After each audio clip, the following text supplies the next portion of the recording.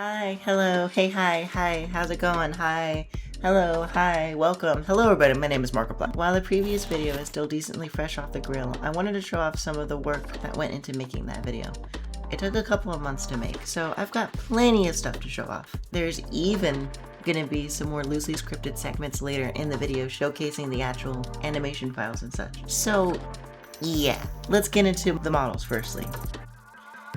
So during the production of the last video, I ended up modeling a lot of different assets, but I'd like to show off the environments first. Here we have the low poly living room thing used in the very beginning as a backdrop for 𝙒𝙀'𝙍𝙍 animated segments. It was one of the first things I made for this video, and it was a good place to try out some plugins used to get that old PS1 look. But we'll get into that more techie stuff later.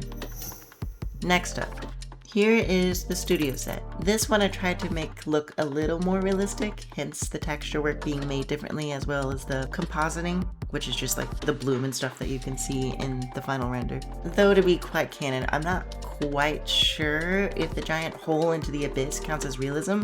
I'll need some feedback on that you guys can fill out with this questionnaire. Don't worry, your data is totally secure. It most certainly won't be leaked into the Mojave River and the databases that run off its water supply. Well, I made some assets for the studio as well.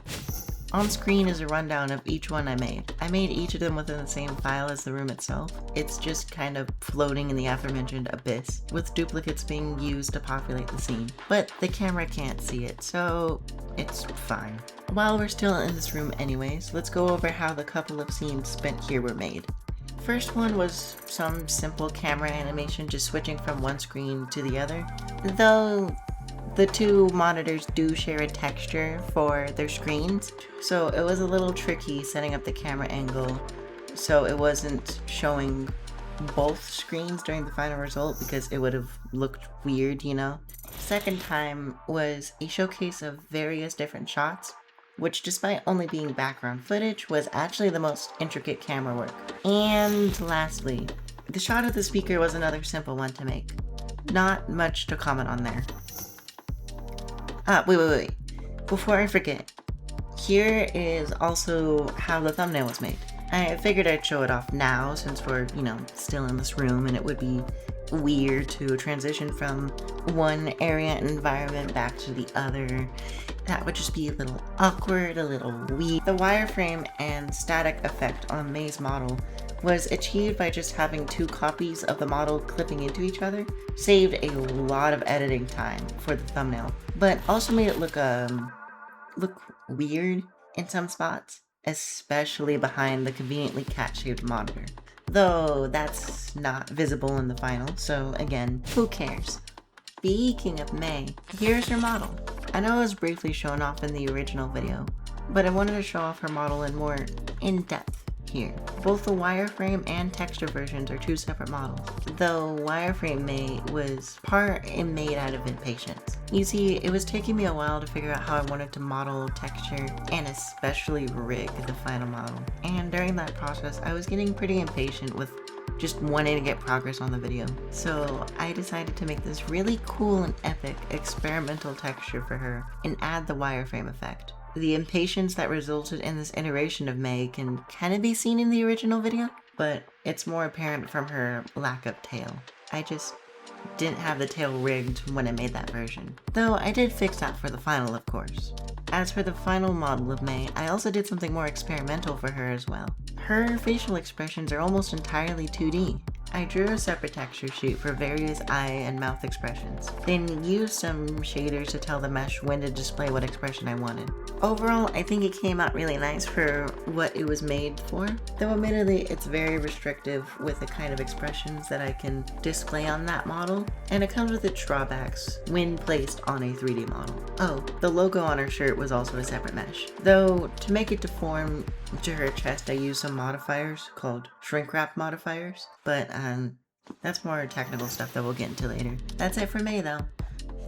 Okay, got one more asset to get through before I get to the loosely scripted segment, which is the thumbnail for this very video. I was thinking of doing something similar to the last thumbnail, where I merged the wireframe with the final for the glitchy effect.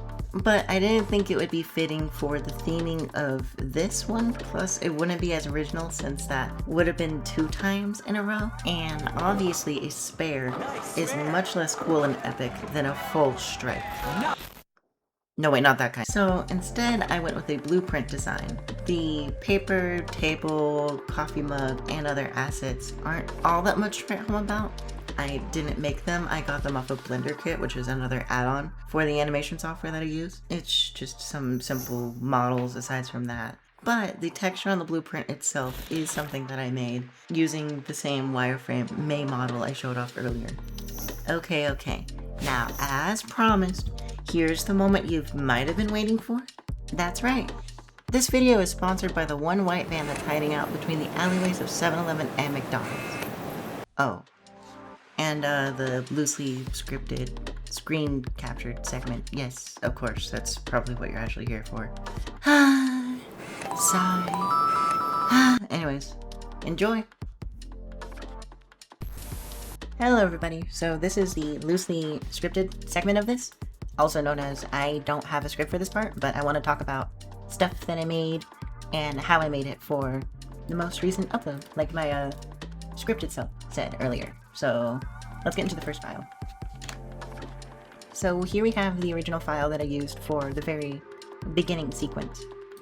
And this part took me a little bit to figure out how I wanted to make it, because I wanted to figure out how to make like the PS1 style graphics, which is with this add-on over here. This is the PSX Vertex Snap.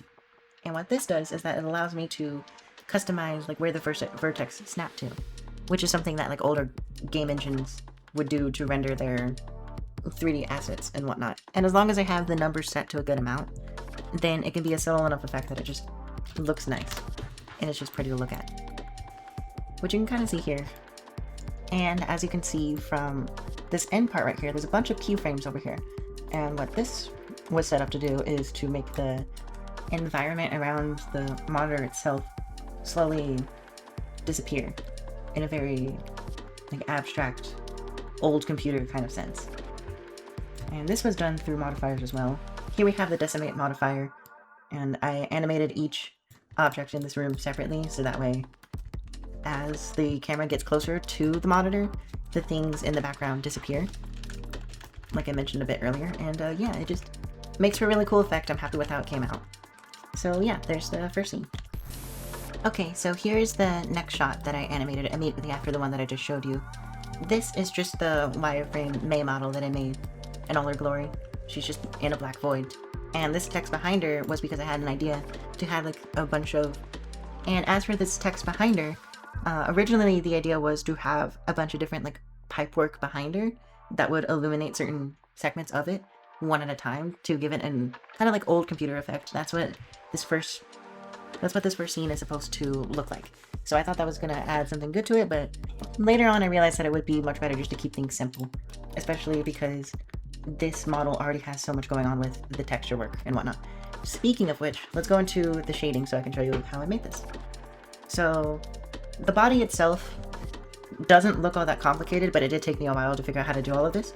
So the way that it's mapping the actual like weird lines and squiggles and stuff that you see in this shot is based off of where the camera is looking at the model. So as you can see, it's changing as the perspective on the model changes. And if I come over here to the camera, it'll do the same thing because the model is being viewed from a different angle.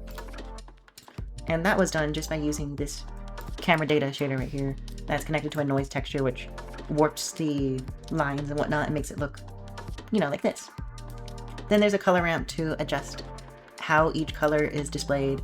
Then it just feeds into a regular principal BSDF shader, which is just like a normal regular shader that most basic materials use in Blender whenever you're first making a new material.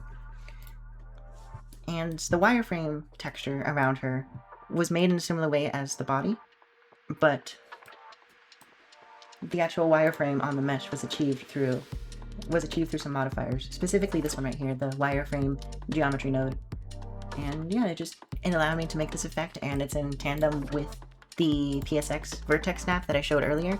So again, as the camera moves, and as the model moves, so does all the lines. Also, for the render of this, I purposely made it lower quality, which you can't really see in the video, but I felt like that kind of added to the effect of this being a very preliminary old tech kind of mesh that you would see inside of like an older game or inside of the visuals used for like the first Tron movies, for example. I don't know, I thought it just made for a cool effect, so yeah, she's here. On to the next scene. Alright, this right here is the studio set that you saw a couple of times already in this video. Currently it's still on the camera view that was used inside of this video specifically, but as you can see through all these lines right here, all the other cameras are loaded in currently. I just use the same file for each camera view to save on storage and whatnot, and not use up more than I had to for this, you know? This set is pretty bare bones in my opinion. I do plan on adding a lot more details to this at some point. It's just that I needed to get the video out, and this was going to play a smaller role in it. I do plan to use it in bigger roles later on, but it served its purpose, and I think it came out really sweet for the intended purpose that I had for the last video for this scene in particular. Also, there's some more knickknacks outside of the camera view that you can't normally see. Right here is just a list of a bunch of different reference photos that I had for this. I want to try to make this studio set, especially in the future, look more so like a garage band kind of studio setup. Very like underground, more punk, more based on tech and like hyperpop and whatnot. Just because I find that aesthetic really cool. And as you can see, there's some various bands on the reference photos that I used. This one was the one that I used. This is the one that I used mainly for the garage studio type of look. And over here is a image of a board that I eventually planned to model. I just didn't quite yet. I just haven't quite yet. And overall, there's not much more to talk about with this scene. I just thought it would be cool to show this off. So yeah. Alright, here is the file for May's model. Fully rigged and fully completed. As you can see, the rig looks kind of complex, especially for such a simple mesh. And that was done just by using the Rigify modifier, which is something that comes with Blender after you install it. It isn't something that you have to find online or anything. It's just a really helpful and neat tool to use, especially for something that needs to get done quickly, like this model was. The tail was arguably the hardest part for me to rig, admittedly, and that was just because I had to learn how to apply a new rig to something that was made with a pre-made rig that I don't fully understand how it was made. But I eventually figured out how to connect both my custom rig for the tail and the pre-made Rigify one, well, modified pre-made Rigify one, to get it to work the way that I wanted to. And speaking of the rig, there's plenty of different controls throughout the rig and the model. As you can see, a lot of customization, a lot of different ways that I can move her around. I can have her limbs controlled in 2 different ways. Currently the arms are set to FK. I don't remember what that stands for, but it just makes the rig move like this. It makes the positioning move separate from whatever the rest of the body is doing. Whereas, well, not separate, it moves in tandem with. Whereas, that's not what. Whereas the legs are currently set to IK, so they maintain the same position regardless of where the rest of the body is. So to better demonstrate this, let me turn the legs back to FK so you can see that when the hips move, it also just moves with it. It doesn't stay in the same position. But if I turn... But as soon as I turn IK back on, then it goes back to staying in the same position, which this just helps with various different things depending on what you're trying to animate, which I will show in other files that I have for this project. But yeah, I just thought it would be nice to show off how I got the movement to get done for this model. I just thought it was neat. Oh, I'd also like to show off one of the limitations of how I made the facial rig. As you can see, her eyes are just floating, which means that these cause weird shadows if I'm not careful, which is kind of visible on the thumbnail for the previous video. I was able to work around this, but this model is pretty bare bones, admittedly. It got the job done for what I wanted it to, and I do plan to make more advanced models and rigs and all that stuff for this character later on. This is just like a good starting point and something that I was more comfortable trying for my first go at something of this stylization. So yeah, let's go to one of the scenes that this character was used for. Okay, here we are. This is the file that I used to animate the sequence where this model was talking. All of the assets that are here and all the models that are here and whatnot are things that I already showed off in this video, but the lighting has changed in the sequence compared to the last time that it was seen for the very first shot of the last video. But for this sequence, there still isn't any shadows being used in these lights, but I did use ray tracing, which is why it has this more colorful and more vibrant kind of look to it, because when I turn ray tracing off, you can see the difference. Like the lighting over here and the colorization in the more shadowy parts become a lot more dull, whereas when I turn ray tracing back on, you can see like the light from her bra strap or the light from this lampshade that's outside of the view affects how the light bounces off of the model and the scenery around her. And the scene also has the same like wiggling effect from the PSX graphics that I showed earlier. So yeah, there isn't much to talk about with this one either, unless we want to go through the animation, of course, which I feel like is a pretty simple animation, especially because I was trying to get the video out relatively quick because I was already working a couple months on it and I just wanted it to get done, admittedly. But yeah, there is the 3D rendition of this cat. Let's go to the 2D one. Here's the 2D rendition of May, which was also animated in Blender. And because it was animated in the same program as the things that I've been using for 3D animation, if we get out of the camera view, you can see that it is still in a 3D environment. The background behind her is a 3D object, and the colorization behind her is just lights. And I also gave her a little procedurally generated animation so that way her air quotes model is kind of like moving around to give it a better effect. Admittedly, I didn't put a whole lot of time to this animation in particular because I was supposed to have a smaller role in the final project, so I didn't see much of a point in putting a bunch of detail in it, and it was also being shown on screen at the same time that the 3D animation was being shown, so I didn't want it to feel too claustrophobic or too overwhelming for people watching the video, which that sequence is already kind of a lot just because of how much is going on.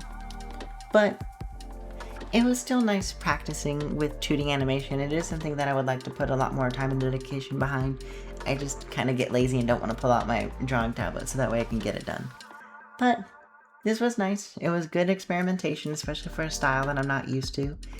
And overall, even though it's pretty bare bones, I'd say it went pretty well.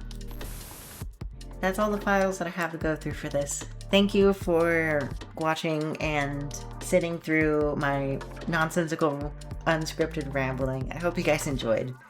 And I will hopefully see you in the next video. Bye. Bye-bye. Bye. Farewell. See you. Bye.